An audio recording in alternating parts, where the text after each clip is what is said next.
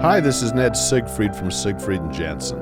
As proud sponsors of BeliefCast, we hope you are inspired by Todd's weekly podcasts, which contain so many courageous stories of recovery and personal growth. Remember, it's not what happened in the past that matters, it's what happens in the future. We invite you all to work hard and be optimistic about your future. Enjoy today's podcast. Welcome back, everybody. I was thinking of a quote today by Rumi. He's a 13th century Persian poet, and he said, "Yesterday I was clever, so I was going to change the world, but today I am wise, and I'm going to change myself." And this describes my current guest that's going to be on today. His name's Coss Marte. Coss, thank you for joining us. No, I appreciate you having me, Todd. Yeah. Thank you. Oh, you bet, man. You guys are in for a treat today. If you think you can't change your circumstances or better your life, think again. Coss is a perfect example that you can do anything, no matter what you've been through and no matter how hard your life's been. I'd like to get a shout out to our sponsors, Siegfried and Jensen, Wasatch Recovery, Drew Peterson, I Heal Institute, and Living Recovery Interventions. You guys are fantastic. Thank you for supporting me and supporting this great cause. And then thanks again to all of you for tuning in week after week. We're trending and we're ranked in the top 100 now in mental health because of you guys. So thank you so much. And I love you. Little background on Coss. He was sent to jail as a ringleader of a multi-million dollar drug operation. And he was also grossly overweight and was warned by his physician that his current lifestyle, if left unchecked, would likely kill him. Faced with that prognosis, Coss got into shape with the tools that he had, which was a prison cell and his body weight. Within 6 months, he lost over 70 pounds. And we're going to talk a lot about this. And he also helped other inmates, 20 others specifically, to also lose a weight. I think you combined weight loss was over 1,000 pounds. And, Yep. And then he launched a company called CONBODY. He is the CEO and founder and creator of this. It's a prison-style boot camp that has gained over 70,000 clients, and he's hired over 50 formerly incarcerated individuals, and you have 0% recidivism, which is amazing, which means, if you don't know what that word means, because I wasn't quite sure what it meant either, it just means they don't go back to their former behavior, the criminal behavior. Coss has been on the Ellen DeGeneres show. He's a 3-time TED Talk speaker. He's been on NBC, CNN, the New York Times, Men's Health, and just doing all these amazing things. And I'm just so honored to have him on today. So Coss, thank you again for being on our show. No, I appreciate the opportunity here. Thank you. Yeah. So why don't you tell us where you grew up? Tell us a little bit about your childhood. Yes, I grew up in the Lower East Side of New York City. It was a very heavily infested drug neighborhood. My mom immigrated from the Dominican Republic when she was pregnant with me, and we ended up in this neighborhood in the 80s, and it was just there were heroin lines. Like heroin was like, and crack was just a huge epidemic over here. I remember going to school and just seeing people lining up to buy drugs coming out of my building. Right. I'm talking about lines of like 50 to 100 people. Wow. Wrapped around the block. Every 10 steps you took, there was a heroin needle there. It was just, growing up, one of my good friends who we used to rollerblade around the neighborhood, like he fell on the heroin needle and got stuck and got hepatitis off of it, So Really? it was that drug infested, just to picture that. But as a kid, I was very ambitious. I wanted money. I thought money was everything for me. I grew up, basically sleeping on the couch with my mom.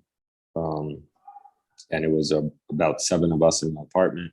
Oh, wow. At all times, in a tenement apartment. So it was just a small living quarters and in a 500 square foot space.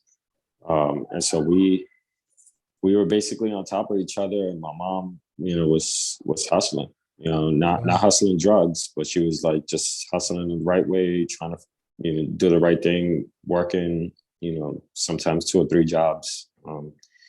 But that gave me opportunity to just be in the streets, with having no real childcare, my childcare was the streets. And the people that were on the corner dealing drugs, those were, some of them were my older cousins, and who I, followed, who I idled at the time. And I followed in their footsteps. At 11, I started smoking weed, and at 13, I started dealing. And there's where everything went down into a spiral. I was incarcerated 6 times, 9 times total, but 6 times as an adult. And I as a kid, people would ask me, "What do you want to be when you grow up?" And I would tell them I wanted to be rich. And I felt like the world of drugs was the first and the only opportunity to make that happen. So I stepped into that world. Yeah, I can imagine. I mean, if that's what you grew up in, that's what you saw. And I can imagine, as you said, there was, all of you crammed in that little apartment. I can imagine how tough. I mean, you probably didn't know any different, but I mean, I would imagine that was a very difficult time. Were you sad about your situations? Do you remember as a kid? Were you like depressed about it, or how did you look at that? I was not depressed. I was frustrated about it. Okay. I would ask my mom, if she could buy me things when I was a kid. I was the only kid in the neighborhood that didn't have the video game, and my mom was going to the Salvation Army, buying all my clothes, or I'm getting hand-me-downs. We used to line up on the weekends at the church to get pantry from food and bread, and just growing up like that and seeing, and people would make, other kids in school would make fun of me, because I had a hole in my shirt. I look poor and I wanted more. And it would frustrate me when I would ask my mom. So I would do all types of different hustles. I remember being 5 years old and just walking from door to door, collecting all the bottles and cans and just changing them for nickels in the bodega. Opening up the fire hydrant in the middle of the summer and just washing cars, doing all types of stuff just to get money, or going into people's couches and collecting all the coins. And but that was my mindset. But the drugs was something that I learned right away. It made sense mathematically, and I made a lot of money. At 19, I was making over $2 million a year. Wait, say that again. How much were you making at 19? I was making over $2 million a year. I was $2 million. Wow. Yeah, I was generating $5 million in revenue, $2 million in profit. It was a very lucrative operation. Were you? Yeah. And, I mean, I can't imagine that, how much money of that was coming in, and you're probably seeing this going, oh my goodness, this is what your dream was, to be rich because of your circumstances growing up. Were you ever worried? Like, was there a part of you going, man, maybe I shouldn't be doing this? I mean, the money's great, or did you not even worry about that kind of thing? Like you'd get caught or busted or go to jail. Did you not worry about those things? Yeah, you're always worried about getting caught and going to jail. But as a youth and I feel like I didn't fully grow. My brain was not grown. I was more risk adverse. I'm just taking all types of risks, to go wild and crazy. And that's the lifestyle that So did your mom know that you were doing this? Did she have an idea that you were selling drugs? I mean, I got arrested at 13 years old. For selling weed. And, she got the call from the cops, because I was a juvenile. And so that was when she first found out. And then it just started escalating from there. Nobody could stop me. My number one excuse and excuse to her was like, "Are you going to give me money?" Like, no. So I'm going to do it how I get it. So that was my mindset. Yeah. Well, so at 19, was that when you got arrested and caught up, where you had to go to prison for 7 years? 23 years old. Oh, you were 23 when that happened. Yep. Okay. So at 23, everything kind of caught up to you finally, right? All the, I'm sure you were being watched for a while and tracked down, because obviously when you're making that much money, you're obviously dealing with some high players, high level people. Mhm. So you get arrested, you get convicted, and you get sentenced to 7 years. How did that feel when you heard 7 years? I was happy. Really? Uh, I was happy. I was facing 15 on life. It was my third felony. Okay. And so for me, it was like, wow, I got another shot at life. Mm, I got arrested at the, I don't know, God made it happen that I got arrested at the right time.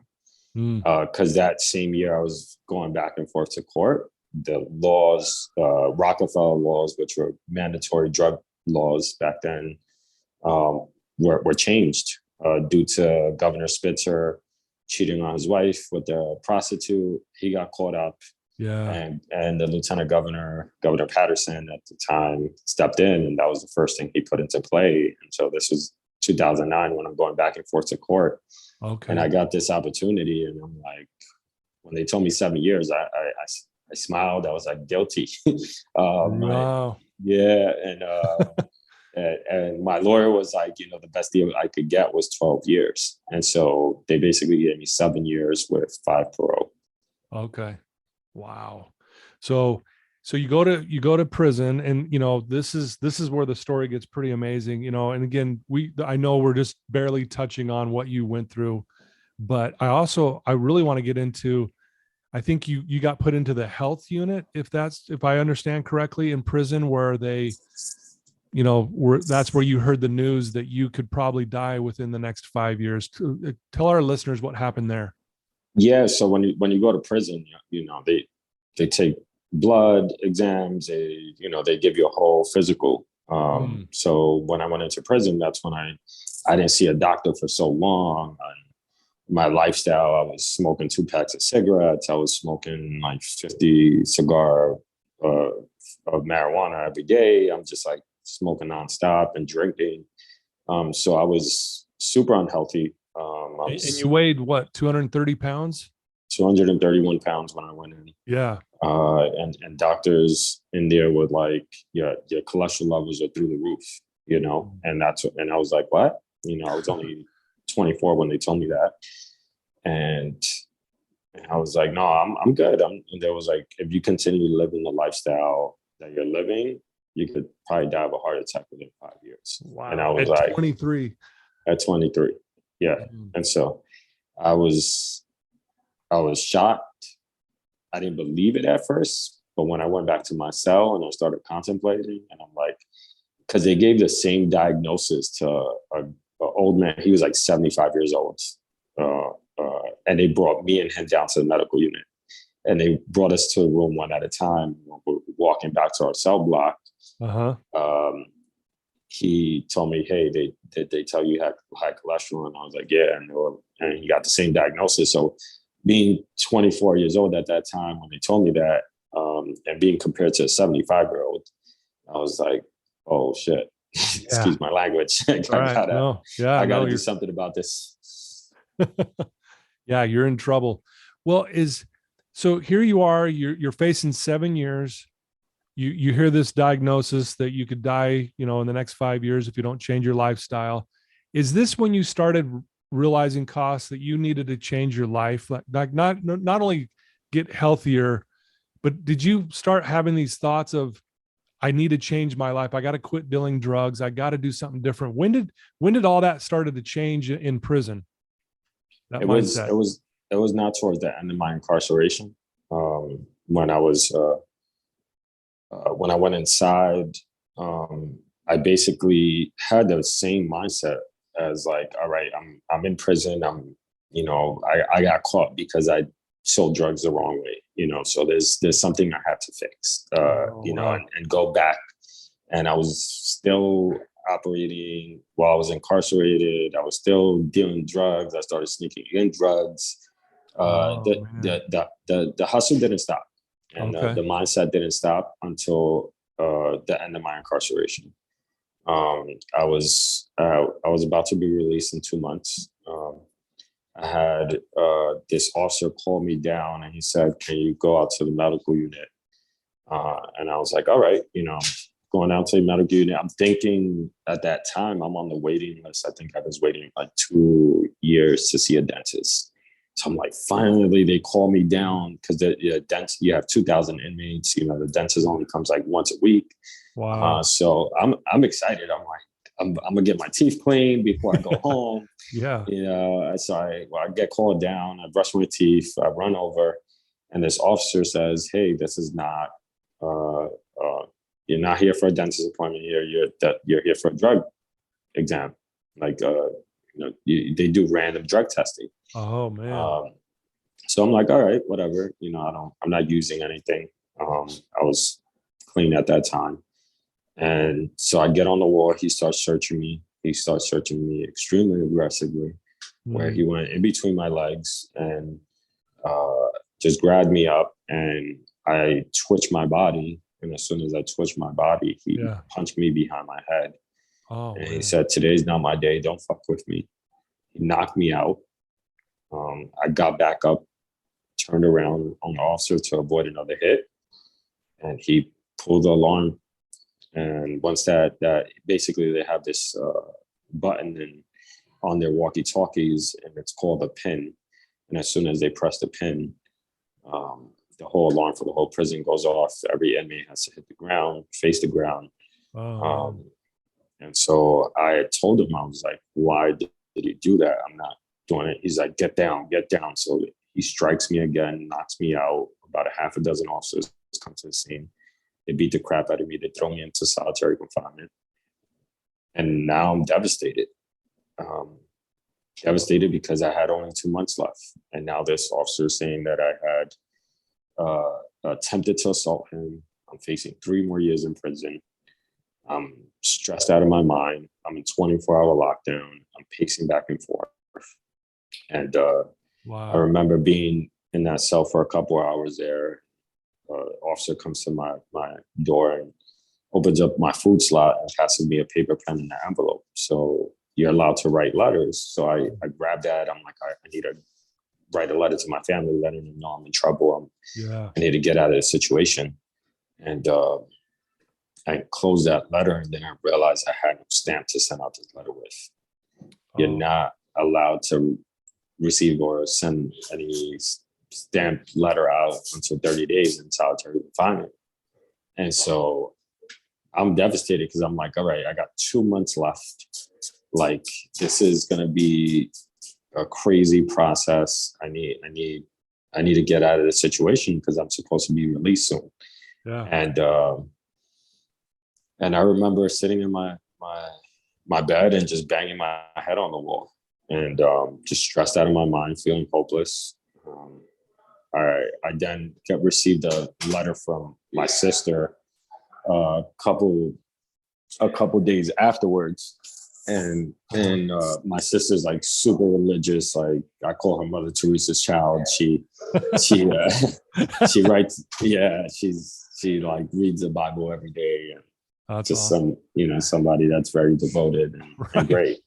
But she writes me this letter and tells me like, "Hey, I want you to, we found out where you're at. I called the prison. Everything's going to be all right. All I want you to do is read Psalm 91 from the Bible." And I was like, Psalm 91? I don't need no Psalm 91. I need a lawyer. Like, I don't need God. Who the hell needs God? God is not going to help me. So I'm sitting there. I throw the letter in the corner of my cell. A couple days went by. I was bored out of my mind. I decided to pick up the Bible because that's the only thing that you can have in prison is your religious items, whether it's your Quran or Torah. That's the only thing that they can't take away. So it followed me to my solitary confinement unit, and I decided to pick up the Bible and read Psalm 91 out of boredom. And I read it, and it states, "He who dwells in the shelter of the Most High will rest in the shadow of the Almighty. I will say of the Lord, He is my shelter and my fortress, my God in whom I trust." And as soon as I read those words, a stab fell out of my Bible. there was a stamp between the pages. No way. And I needed that stamp to send out this letter to my family, letting them know the whole situation. Oh man. There was I had so much chills, goosebumps ran down my body. I felt like there was something crazy happening. And I got to send out the letter. I eventually ended up doing an extra year in prison. But while I was in solitary confinement, I got the chance to read the whole Bible from front to back. And I started realizing what I was doing was wrong. I was not only affecting my family, I was not only affecting the people I sold drugs to, I was affecting their families, and I was creating this whole web of destruction. And I said, how can I get back to society in a more positive way? And I just started reflecting on ideas. And the first idea that popped up was like, I'm already helping the inmates in the yard get fit, work out. We're building this camaraderie. I want to build this as a business and, train people to get fit. And so I started writing on my business plan in solitary confinement. I ended up doing an extra year in prison behind that situation. What? A year in solitary? No, I did a total of 8 months. 8 months, okay. And then I was released a year later. Okay. And I basically did what I wrote there. I did what I wrote in that business plan, and while I was sitting.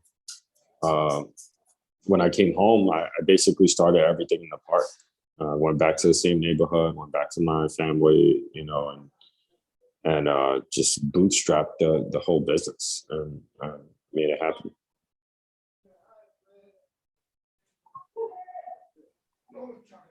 You cut out there a little bit. You hear me now? Yeah, I can now. Yeah. So you bootstrapped the whole. As you got out, you had this business plan of helping people, get in shape and that kind of thing, right? Yeah, and our mission today is to hire people coming out of the prison system to give them a second chance and be trainers and work at our facility. Wow! If you hear the background, that's the trainers. They're about to start a class. So excuse us. Yeah, I want our listeners to know right now, Coss is close to the roof of this former Jewish synagogue in New York City. So, turn CONBODY. Turn CONBODY. Yeah, but it's beautiful. You mentioned you hire these people who have been through prison, been through the system. There's a certain man. I hope I'm saying his name correctly. Is it Sultan? Malik. Yeah, and he was in prison for 14 years, 7 of that in solitary confinement. Is that correct? Yep. So tell us a little bit about him. Yeah, Sultan. Sultan was our first employee. Sorry, you hear me there? Yeah, I can hear you. I'm receiving. I got to jump on another call soon. But briefly about Sultan, he did 14 years in prison, 7 years in solitary confinement. He was my first employee. Somebody that came home and was desperate to get a second chance. I met him while he was on welfare and receiving public assistance, and he was asking assistance to write a resume up. I was volunteering at the Goodwill at the time, doing an internship. Helping people write resumes. And so he sits at my desk and he's like, I'm training people in the park. I just came home. I did 14 years. And I was like, I'm back in my mind. I was like, you have to come check out what I'm doing. And I gave him my card. And that same night he came and he was like, wow, I want to be a part of this. So he became my first employee. Oh, really? Okay. And now, we've trained over 50 people coming out of the prison system to be our trainers. And again, you mentioned this in the beginning, we have a 0 recidivism rate.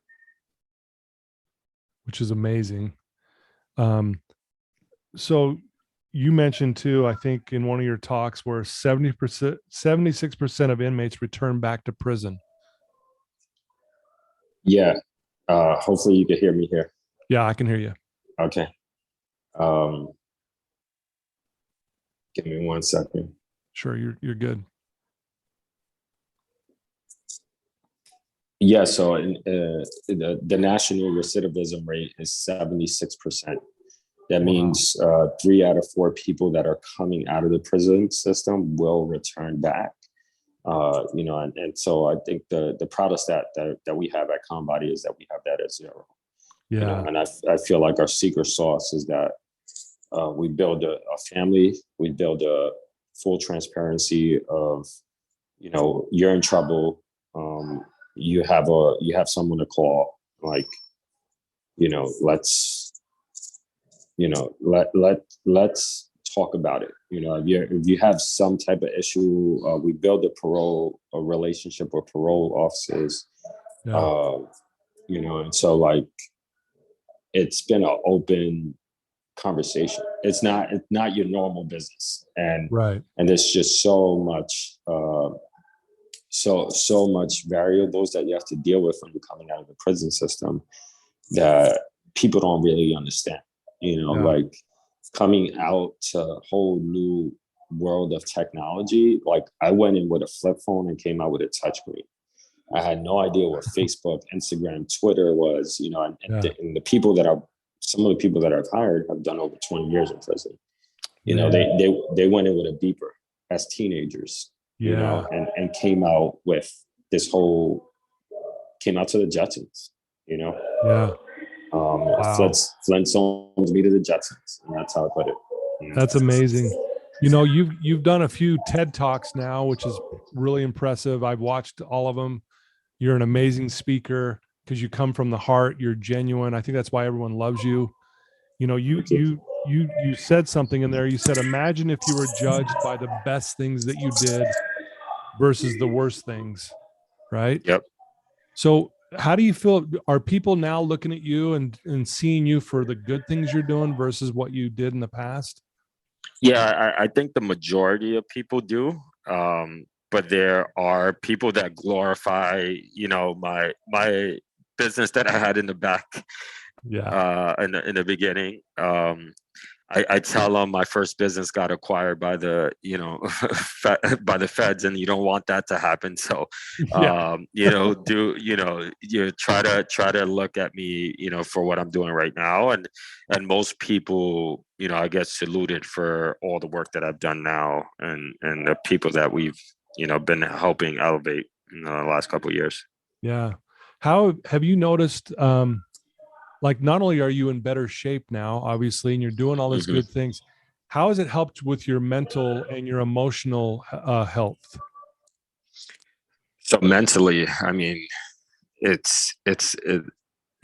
working out for me is meditation. There's different forms of meditation, but when I do a class at CONBODY, I'm working out by myself. Like, it's just a time where I'm not on my phone. I'm just paying attention to my body.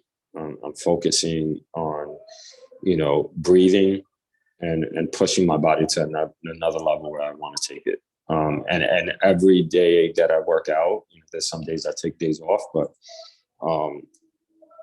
I feel relieved, and I feel like I could breathe. I feel freedom. I feel happy. And accomplished. Yeah. Well, that's awesome. I'm so impressed with what you're doing and your desire to make, to do good things versus what you were doing before. And you can just tell that you're so happy, the way you carry yourself. You got a glow about you.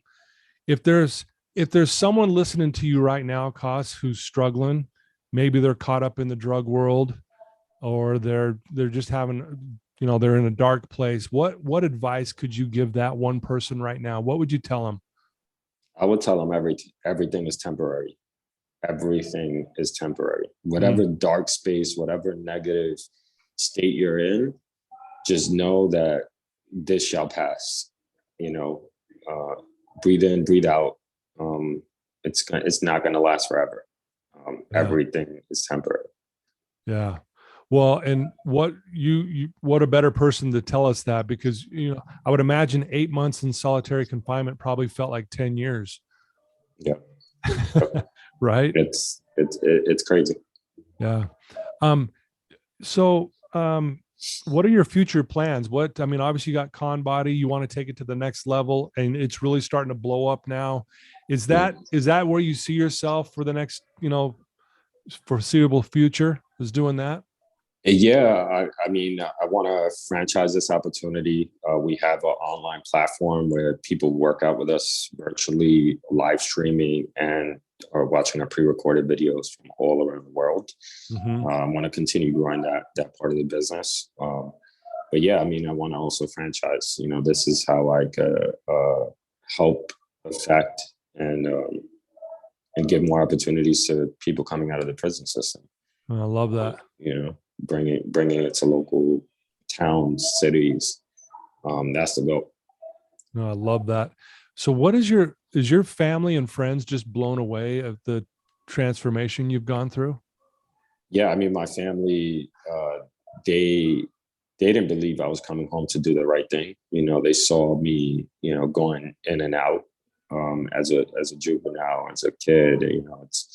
They seen me, just in the spiral that they didn't believe I was going to come out and do the right thing. Because there's been times where I'm like, all right, I'm going to try to do something, and I failed, and I was frustrated at the fact that I couldn't get a job. I was being discriminated. I felt everything was stacked against me.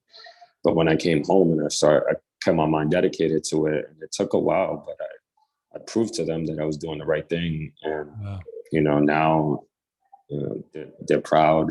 I'm also proud of my family too. They've been able to accomplish a lot. My brother became the city council member of the District of Manhattan 1. Which is a huge political move. Okay, and he's doing a lot of prison advocacy as well too. Very cool. Well, like I said earlier, you're doing a lot of great things, and I'm sure your family and friends are just not only blown away, but just very happy for you.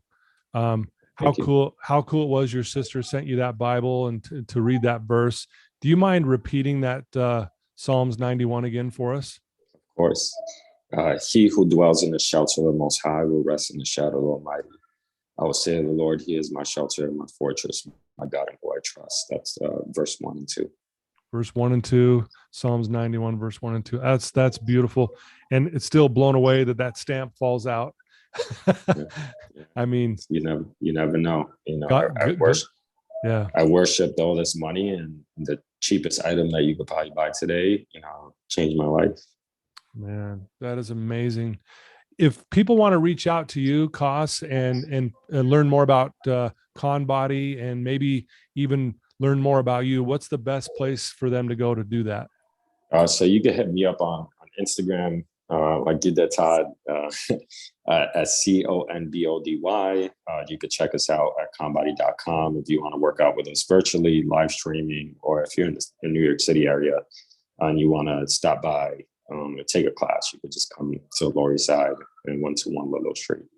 Very cool. Very cool. Well, I encourage all our listeners to go check you out, check out your website, check out all the good things you're doing, learn more about your story. Because again, like I said at the beginning, if you think you can't change your circumstances or better your life, think again, man. You're a living example of that. Anyone can go through anything and change their life for the better. And it's just inspiring to me, man. I appreciate that. Thank you. Thank you. You bet. If you're ever out in Utah, like we talked about, please hit me up. I can really help, maybe even get some things going. I got some connections out here that may help you. And, but anything I can do to further your cause, Absolutely. I appreciate it. Thank you. I appreciate you. And so thank you for joining the show. And everyone, thanks for tuning in. Coss Marte, please check him out. He's an amazing person, and I really do admire him. And I love you guys for tuning in week after week. And until next time, guys, thanks again, Coss. I appreciate your time today. Thank you. And I'm sorry for the background noise. No, you're good, man. Hey, I'm just glad I got you, man. It's a blessing I've got you today, man. You're the best. Awesome.